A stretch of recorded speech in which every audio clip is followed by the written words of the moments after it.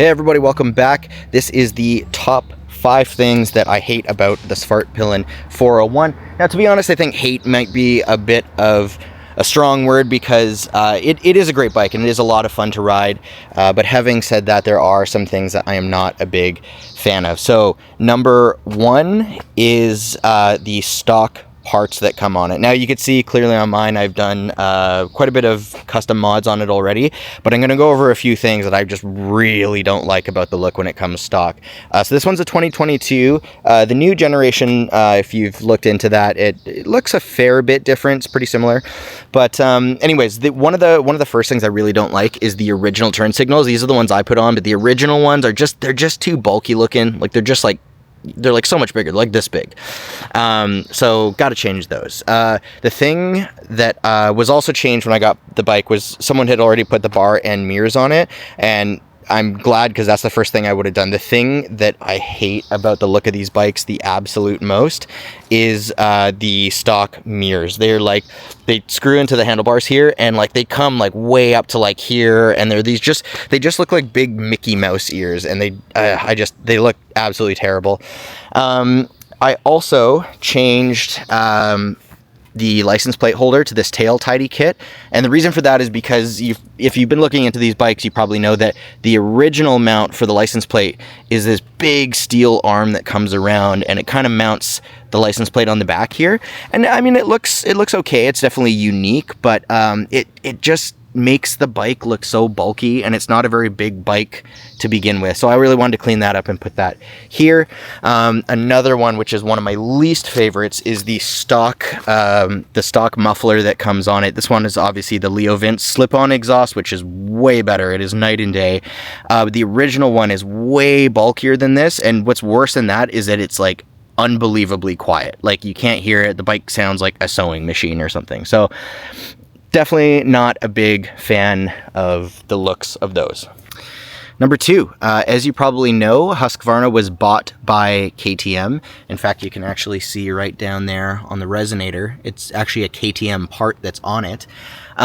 So this is actually, it's a Swedish bike, and I have only ever worked on Japanese bikes, and I love Japanese bikes because they're so simple. Like, you know, this clearly looks very different, the engine, from what we are usually used to with Japanese bikes. And so for me, one thing that is a downside is I really don't know how to work on these bikes. I would be a little bit afraid jumping in and trying to change something, especially when it's, mechanical, just because, I'm not familiar with it, and so I would be a little bit nervous, and, therefore you're going to be spending a little bit extra money when you got to fix something, because I'm going to have to take it to the professionals to do that.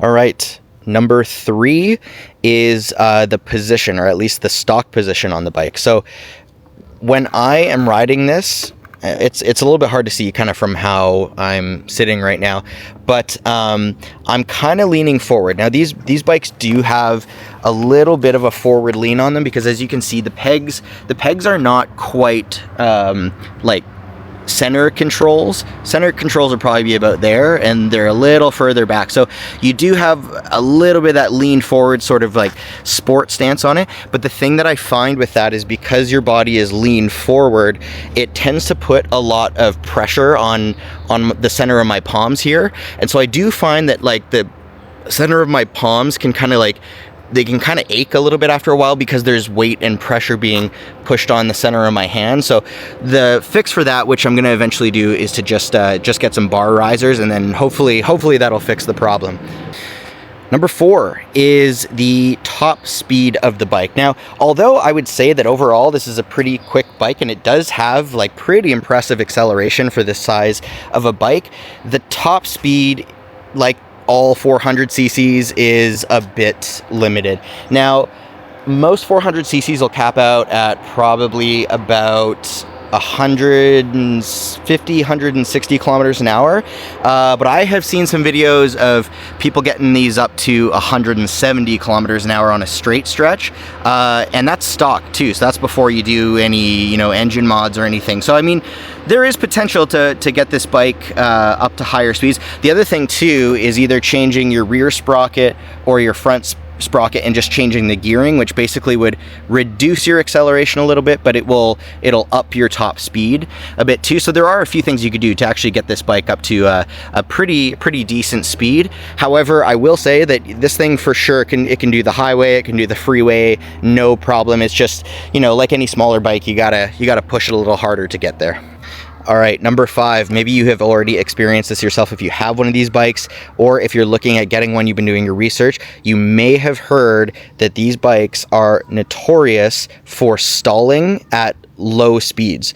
And what I mean by that is when I'm driving at higher RPM, this bike tends to like higher RPMs, but when I'm gearing down, coming to a red light or something, if I kind of just quickly gear all the way down to 1, even, and this is the thing, is even when I'm holding the clutch in, I gear all the way down to first gear and I slow down quickly, the bike just stalls. It just completely stalls while I'm driving, which is frustrating. I don't know why that happens, but the more research I've been doing on it, the more I've been finding other people are having the same problem. I don't know if there's a fix to that or not, but nonetheless, it is frustrating. It's not a huge deal. I mean, you know, I have the clutch pulled in, so if that happens, I just, you know, hit the starter here and just start it back up. Takes half a second. It's not a huge deal, but it is frustrating for sure. So those are my top 5 probably biggest dislikes of this bike.